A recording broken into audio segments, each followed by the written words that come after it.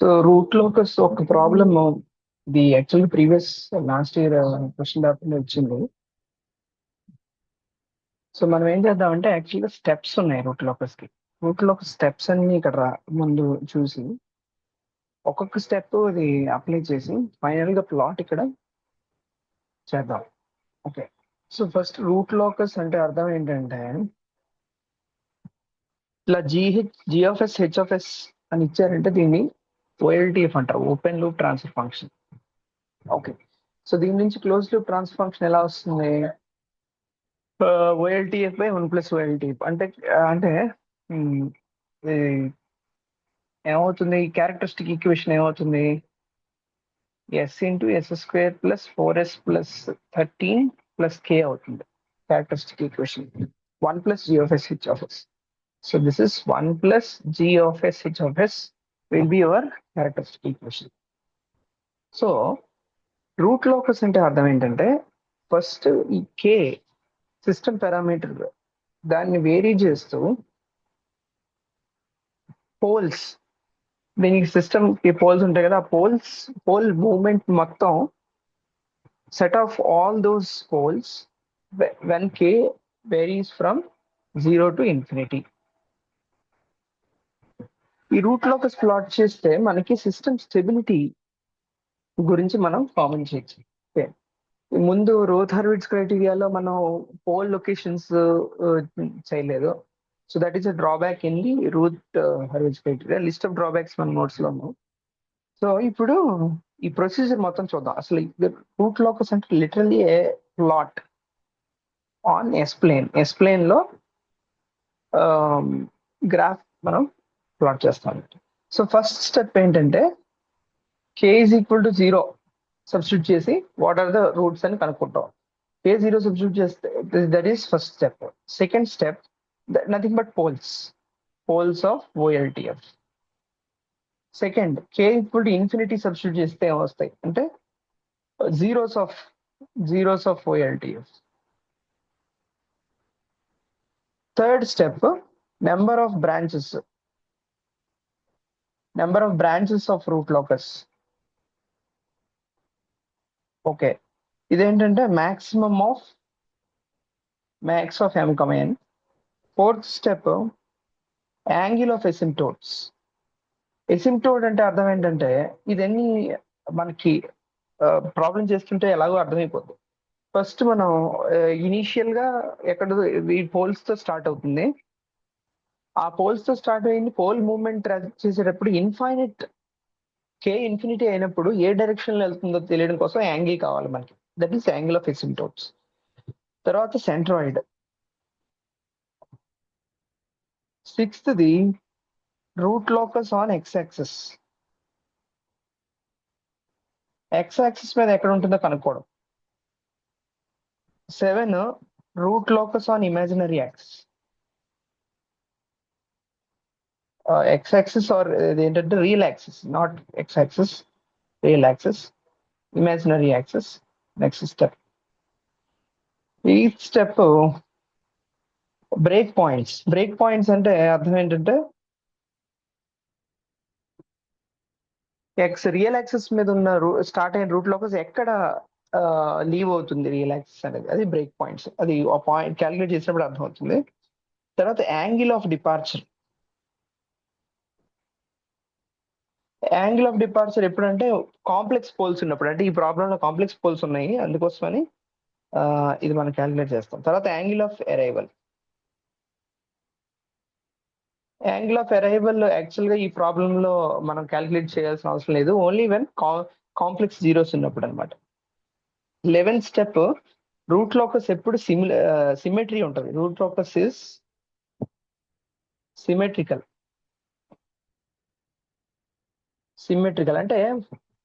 అంటే mirror image అనమాట. అంటే రియల్ యాక్సిస్ పైన మనం డ్రా చేసేస్తే కింద మళ్ళీ కింద సేమ్ అలానే ఉంటుంది అనమాట, మిర్రర్ ఇమేజ్ కింద వస్తుంది. Symmetrical about real axis.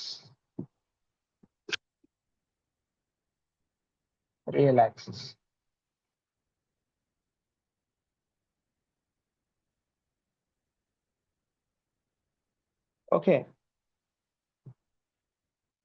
Right. So ఈ స్టెప్స్ మనం 1 by 1 చేద్దాం. నేనేం చేస్తానంటే ఒక్కొక్క స్టెప్ చేసేసి ఈ లెఫ్ట్ హాఫ్ ఇలాగే ఉంచుతాను, రైట్ హాఫ్ మాత్రం ప్రతి స్టెప్ కి చేర్పిస్తూ ఉంటాను. ఓకే, సరే. సో ఇప్పుడు k is equal to 0. First దీన్ని ఎక్స్పాండ్ చేద్దాం. దీన్ని ఎక్స్పాండ్ చేస్తే this is characteristic equation.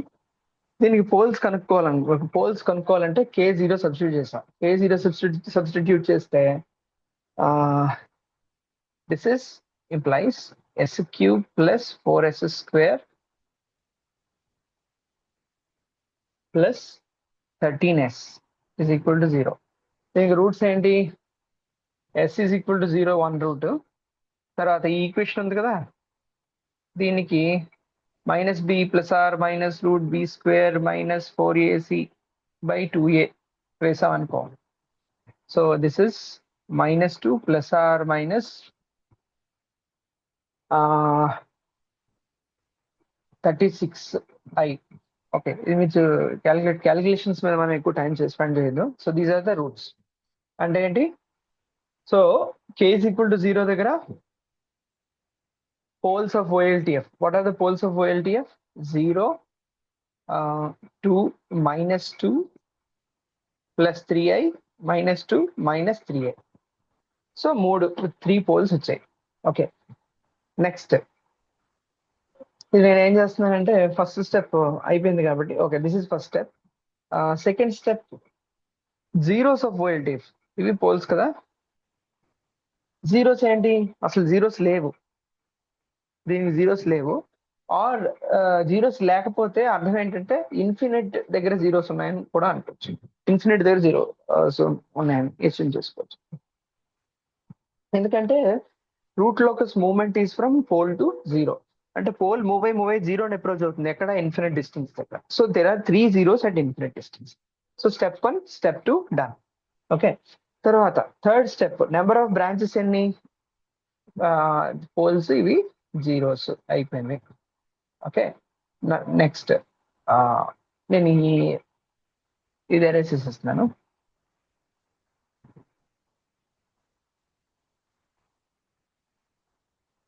Okay, next branches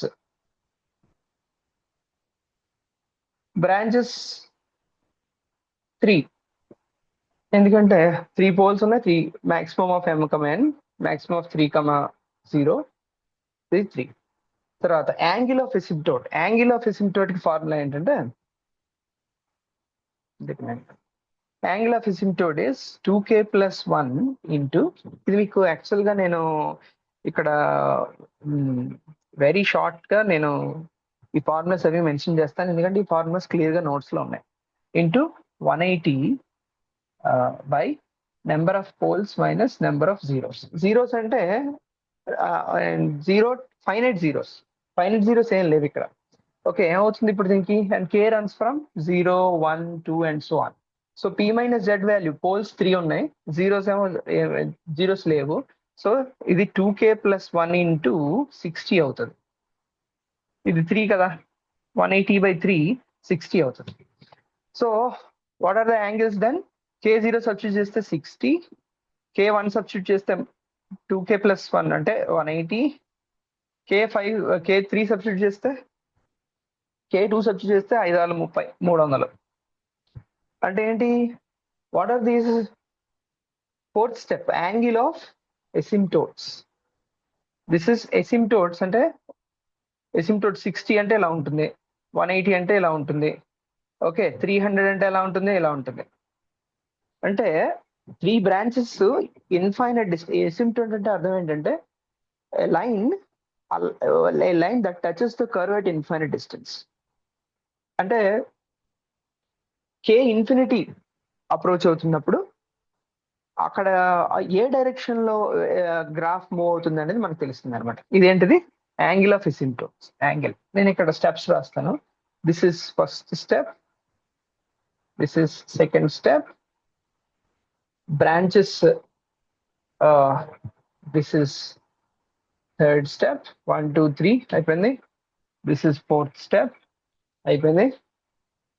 ఇంకా ఫిఫ్త్ స్టెప్ ఏంటి? సెంట్రాయిడ్ అంటే ఈ సిమ్టోడ్స్ ఎక్కడ point of intersection of the it is sum of poles minus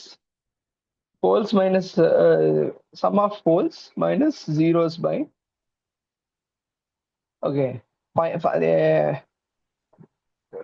sum of poles minus sum of zeros by all finite poles minus finite zeros by number of poles అంటే p minus z. ఇది notes లో ఉంటుంది, just మీకు అర్థం అవడం కోసం మనకి. So దీనికి మన కేసులో ఏంటి, రెండు యాడ్ చేస్తే sum of poles 0 minus plus 3i minus 3i cancel అయిపోద్ది, -2 పోతే ఏమవుతుంది, దిస్ ఈస్ -4/3, 0 అవుతుంది. -4/3, 0 అవుతుంది. So this is the centroid. అంటే ఇది -4/3, 0 దగ్గర నుంచి ఎసిమ్టోట్స్ ఉంటాయని, అది లాస్ట్ లో అర్థం అవుతుంది మీకు. తర్వాత 6th ఏంటంటే route locus on real axis. ఇప్పుడు చూడండి, నేను ప్లాట్ చేశాను అనుకోండి, రూట్ లోకస్ ప్లాట్ చేస్తే ఫస్ట్ నేను ఇక్కడ రూట్ లోకస్ ప్లాట్ స్టార్ట్ చేస్తాను. ఫస్ట్ ఎక్కడి నుంచి 0 దగ్గర ఒక పోల్ ఉంది, తర్వాత ఇదేమో -2 + 3i -2 -3i ఈ మూడు ఉన్నాయి. సో అంటే ఈ మూడింటి దగ్గర నుంచి రూట్ లోకస్ స్టార్ట్ అవుతుంది. సో 0 దగ్గర స్టార్ట్ అయింది, ఎటు వెళ్తుంది అనేది మనకి యాంగిల్ బట్టి తెలుస్తుంది, యాంగిల్ ఆఫ్ డిపార్చర్ బట్టి తెలుస్తుంది. నెక్స్ట్ యాంగిల్ ఆఫ్ డిపార్చర్ వస్తుంది కదా, అక్కడ తెలుస్తుంది. Okay, so 6th point on real axis ఎలా తెలుస్తుంది అంటే,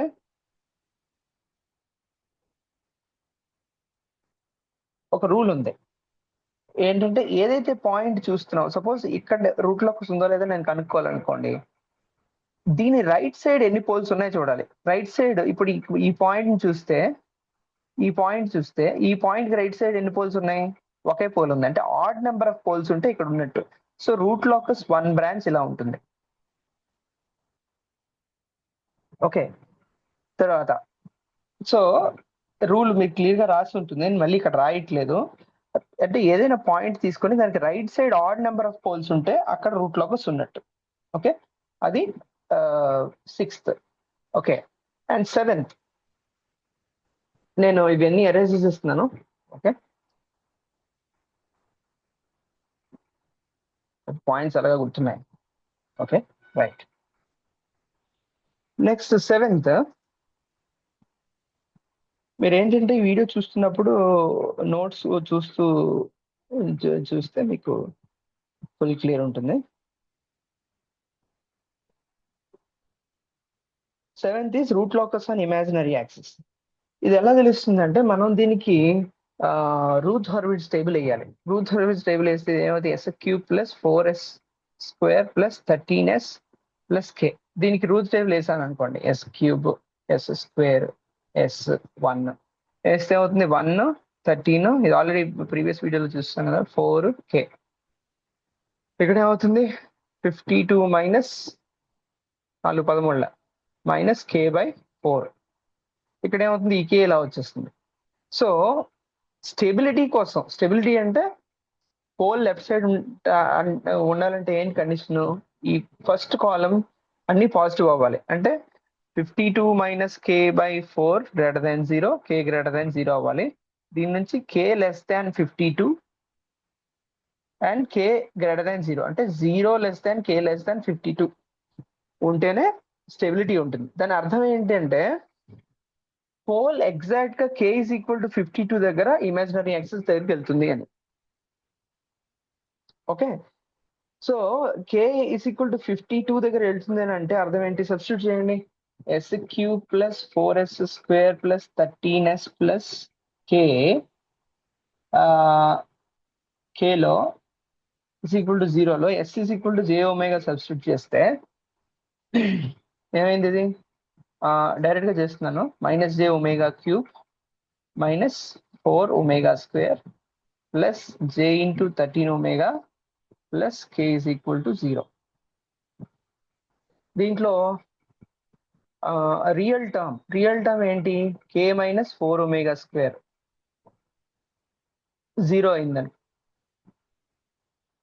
రియల్ టర్మ్ 0 చేస్తే ఇమాజినరీ యాక్సిస్ మీద పాయింట్ వస్తుంది. So omega is equal to square root of k by 4 అంటే √13 ప్లస్ ఆర్ మైనస్ √13. ఆ ప్లస్ ఆర్ మైనస్ √13 ఒమేగా అయితే అంటే ఇక్కడ మనకి √13 అంటే అరౌండ్ 3 పాయింట్ సంథింగ్ వస్తుంది. అంటే ఇక్కడ route locus is touching on this is √13, this is minus √13. It is touching the imaginary axis. Okay, that is your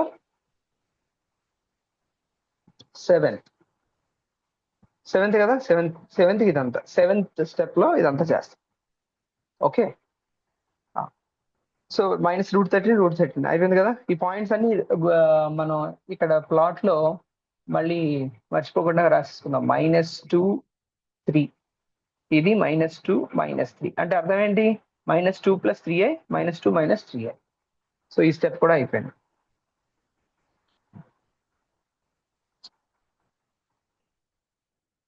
నా ఎయిత్ స్టెప్ ఏంటి?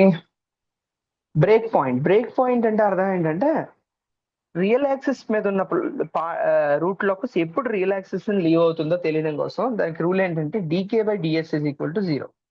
ఇది చేస్తే మనకు వచ్చేస్తుంది. సో k వాల్యూ అంతా దీన్ని ఈ ఈక్వేషన్ బట్టి దిస్ 1 అనుకుందాం అనుకో.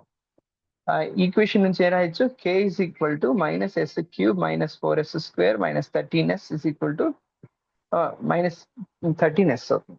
సో dk/ds చేస్తే ఏమవుతుంది? -3s² - 8s - 13 = 0. dk/ds = 0 చేయాలి. ఇప్పుడు s వాల్యూ ఎంత అవుతుంది? ఇవి ఈక్వల్ టు 0 చేసాం కాబట్టి ప్లస్ కూడా చేసేయచ్చు మూడును. Okay, s value -b + or minus √b² - 4ac 4 3 12 12 13 ఎంత? 156 / 2a 6. కానీ ఇక్కడ ఆశ్చర్యం, దిస్ ఈజ్ ఏంటి? This is complex number. So dk/ds = 0 చేస్తే ఎస్కి ఒక రియల్ వాల్యూ వస్తే అప్పుడే అది ఎక్స్ యాక్సిస్ లీవ్ అవుతున్నట్టు. కానీ కాంప్లెక్స్ వచ్చిందంటే there is no break point. ఎందుకంటే రియల్ యాక్సిస్ మీద ఎక్కడ లీవ్ అవుతుంది అని అంటే ఎస్ సపోజ్ -1 వచ్చింది అనుకోండి, -1 దగ్గర లీవ్ అవుతుందని. ఎస్ కాంప్లెక్స్ వచ్చిందంటే అది నో బ్రేక్ పాయింట్ అని అర్థం. ఓకే, అంటే ఏంటి? రియల్ యాక్సిస్ మీద ఇక్కడ 0 దగ్గర స్టార్ట్ అయింది. ఎక్కడెక్కడ స్టార్టింగ్ పాయింట్స్ చెప్పండి? 0 0 0. ఎందుకంటే పోల్స్ ఏంటి? పోల్స్ మనకి 0 -2 + 3i -2 - 3i కదా. ఓకే, సో అందుకే ఏంటంటే 3 బ్రాంచెస్ ఉన్నాయి. ఫస్ట్ బ్రాంచ్ ఇక్కడ నుంచి 0 నుంచి స్టార్ట్ అవుతుంది. సెకండ్ బ్రాంచ్ -2 + 3i దగ్గర నుంచి. థర్డ్ బ్రాంచ్ -2 - 3i దగ్గర నుంచి. సో ఫస్ట్ బ్రాంచ్ మనకు క్లారిటీ వచ్చింది, బ్రేక్ పాయింట్ లేదు కాబట్టి ఇది ఇక్కడ మొదలయ్యి ఇలా -∞ వైపు వెళ్ళిపోతుంది. అయిపోయి. Okay, so eighth point break points అయిపోయింది. Eighth start. 9 angle of departure అంటే అర్థం ఏంటంటే ఈ కాంప్లెక్స్ పోల్స్ ఉన్న దగ్గర రియల్ పోల్స్ దగ్గరికి బ్రేక్ పాయింట్. యాక్చువల్గా మన క్లాస్ లో చేసిన ఎగ్జాంపుల్ కి కాంప్లెక్స్ పోల్స్ లేవు, అందుకోసమని మనం ఈ స్టెప్ చేయాల్సిన అవసరం రాలేదు. సో అందుకే కొంచెం కాంప్లెక్స్ పోల్స్ వచ్చిన ఎగ్జాంపుల్ ఇక్కడ చెప్తున్నాను. సో యాంగిల్ ఆఫ్ డిపార్చర్, దీనికి యాంగిల్ ఆఫ్ డిపార్చర్ ఫార్ములా ఏంటంటే ఇప్పుడు మనం ఒక ఈ పోల్స్ ని 3 పోల్స్ ఉన్నాయి కదా, -2 -2 3 -2 -3. ఇది కొంచెం జామెట్రీ, ఇది 0 0. So angle of departure formula ఏంటంటే 180 minus angle of departure ϕd is equal to 180 minus sum of angles of the vectors. అంటే చూడండి, ఈ పాయింట్ ఈ పోల్ ఉంది, ఈ పోల్ కి మిగిలిన 2 పోల్స్ తో జాయిన్ చేయాలి. ఫస్ట్ దీన్ని జాయిన్ చేశాను. ఓకే, జాయిన్ చేస్తే దీని యాంగిల్ కనుక్కోవాలి. దీని యాంగిల్ ఎలా కనుక్కుంటాం? ఇది 90 ప్లస్ ఈ యాంగిల్ ఎలా వస్తుంది? దీన్ని ఇది 2 ఇది 3 కాబట్టి tan ఇన్వర్స్ 2/3 అని రాయొచ్చు. tan inverse 2/3. So this angle is 2b. Tan theta is opposite side by adjacent side. Tan inverse 2/3 and right. That is first one. Okay. అంటే ఈ పోల్ ని మిగిలిన 2 పోల్స్ తో జాయిన్ చేయాలి. ఓకే, తర్వాత ఈ పోల్ తో జాయిన్ చేశాను అనుకో, ఇది ఎంత యాంగిల్లో ఉంది? 90 యాంగిల్లో ఉంది. ఈ యాంగిల్ 90. ఓకే, సో ఈ పోల్ కి మిగిలిన 2 పోల్స్ తో ఎంత యాంగిల్లో ఉందో రాసేయాలి. అలాగే దీనికి కూడా రాయాలి. దీనికి ఎలా రాయాలి? నేను అరెస్ట్ చేస్తున్నాను ఒకసారి.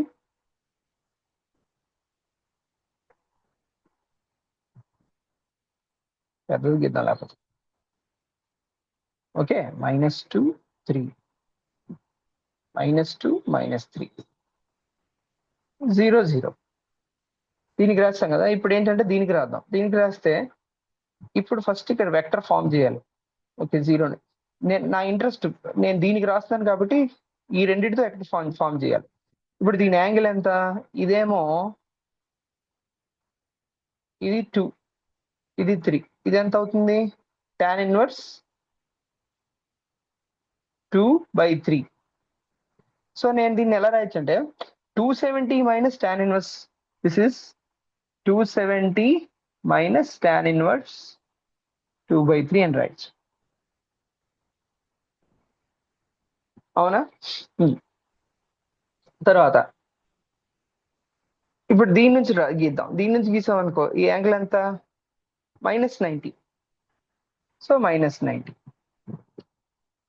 సో ఈ 2 కాంప్లెక్స్ పోల్స్ కి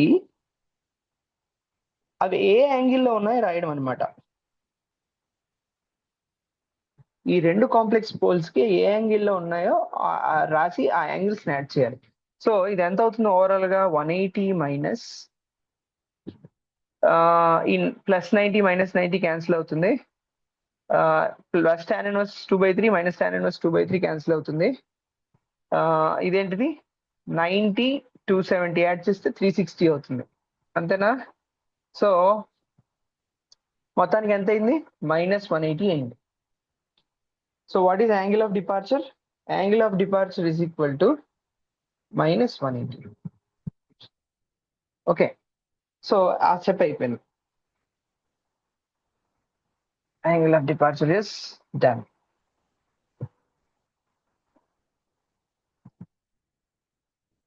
ఓకే, ఇప్పుడు angle of arrival 10th step. Angle of arrival ఇప్పుడు ఇక్కడ నాట్ రిక్వైర్డ్. ఎందుకు? Angle of arrival is for complex zeros. Complex zeros లేవు దీనికి. ఓకే, తర్వాత root locus is symmetrical. So symmetrical అంటే ఇది ప్లాటింగ్ హెల్ప్ అవుతుందని ఈ పాయింట్ మెన్షన్ చేశారు. సో ఇప్పుడు మనం స్ట్రైట్ అవే రూట్ లోకస్ ప్లాట్ గీసేయచ్చు. ఇక్కడ మళ్ళీ సేమ్ ప్లాట్ నేను పెద్దది గీస్తున్నా. ఎక్కడ ఈ బిగినింగ్ ఏంటి? 0 0. ఇదేంటిది? -2, 3. ఓకే, -2, -3. అంటే దీని అర్థం ఏంటి? -2 + 3i, -2 -3i. ఈ 2 పాయింట్స్. సో ఫస్ట్ బ్రాంచ్ ఎక్కడ నుంచి స్టార్ట్ అవుతుంది? ఇది స్టార్ట్ అవుతుంది. దీనికి బ్రేక్ పాయింట్ లేదు కాబట్టి ఇది ఇలా -∞ వరకు వెళ్ళిపోతుంది.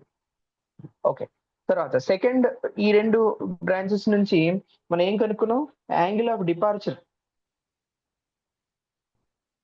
కనుక్కున్నాం. యాంగిల్ ఆఫ్ డిపార్చర్ అంతా -180. -180 అంటే ఏంటి?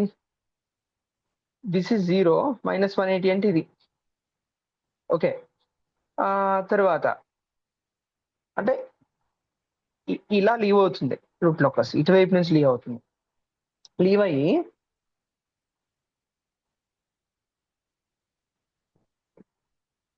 ఇమాజినరీ యాక్సిస్ ని ఎక్కడ టచ్ చేస్తుంది? చూడండి, √13 అంటే అరౌండ్ 3.1 సంథింగ్ వచ్చింది అనుకోండి. 3 పాయింట్ క్యాల్సిలో చూడండి ఒకసారి. 31 31 32 32 ఓకే ఎంత చూడండి 3 point something. So it is definitely higher than this.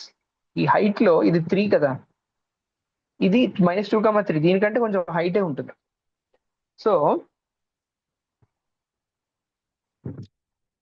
So ఇప్పుడు మనం ఫైనల్ ప్లాట్ డ్రా చేసేటప్పుడు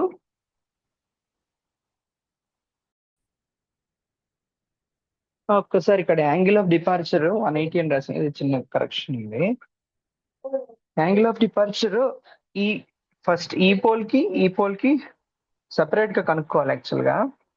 సపోజ్ నేను angle of departure what is the formula ఏంటంటే, ఎగ్జాక్ట్ ఫార్ములా ఒకసారి చూద్దాం, ఎందుకంటే ఇది ఒకసారి ఇక్కడ 0 ఉంది, ఇక్కడ -2 3, ఇక్కడ -2 -3 ఉంది. ఇప్పుడు దీనికి యాంగిల్ ఆఫ్ డిపార్చర్ కావాలంటే మిగిలిన 2 పోల్స్ కి ఇది జాయిన్ చేయాలి. సపోజ్ నేను దీన్ని సర్కిల్ చేసిన, దీన్ని జాయిన్ చేసా. సో నాకు కావాల్సింది ఏంటంటే 180 minus sum of this angle and this angle, θ1 plus θ2. Okay, so ఈ θ1 ఎంత, ఇది 90 ప్లస్ దీన్ని tan 1 2/3 అని రాయొచ్చు. సో θ1 is 90 ప్లస్ tan 1 2/3, θ2 ఏంటి 90. ఈ రెండు యాడ్ చేసి 180 లోంచి తీసేయాలి, అంటే ఎంత వస్తుంది, -tan 1 2/3 వస్తుంది. సో -tan 1 2/3 వస్తుంది. సో యాంగిల్ ఆఫ్ డిపార్చర్ అంటే ఎంత, మరి ఇది tan 1 2/3 ఎంతో చూసాం అనుకోండి. So it is something like this. ఇక్కడ నుంచి స్టార్ట్ అయింది, this is -tan 1 2/3 -tan 1 2/3. So ఇలా స్టార్ట్ అయ్యి, సో రూట్ లోకస్ ఏమవుతుంది, it is coming like this. Okay, it is coming like this. అంటే